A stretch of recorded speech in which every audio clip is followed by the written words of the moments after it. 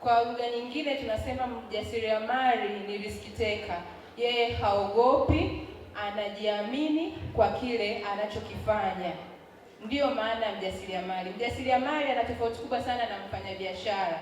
Mfanyabiashara yeye ataangalia faida, lakini mjasiriamali ataangalia faida, lakini ataangalia na uwezo endelevu wa baadaye. Sifa za mjasiriamali, kwanza ni mtu anayetafuta fursa. Tukisema fursa, maana yake ni ule upenyo. Tunaangalia upenyo uko sehemu gani. Kuna upenyo sehemu ya biashara, kuna fursa katika maeneo ya uongozi.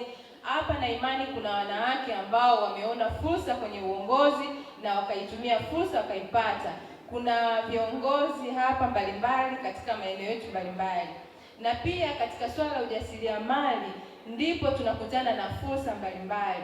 Kuna wanaoona fursa kwenye maeneo ya madini, kuna wamama wachimbaji wadogo, kuna wanaoona fursa viwandani, kuna wamama wanaohusika na viwanda vidogo, kuna wanaoona fursa kwenye biashara, kuna wamama wanaohusika na biashara ndogo ndogo, za kati na kubwa.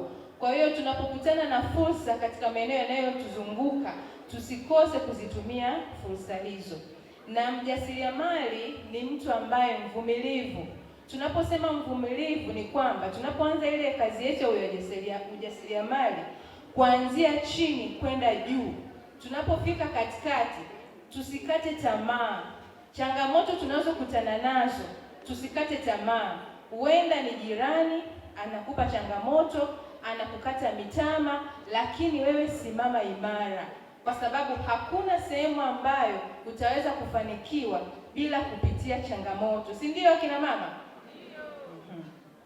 Na pia ujasiriamali ni mtu ambaye ana ubora na ufanisi. Tunaposema ubora, maana yake ujitahidi kujitofautisha na mwenzio. Mimi nina bidhaa yangu, ninauza kitu fulani, lakini na jirani yangu pia anauza kitu fulani.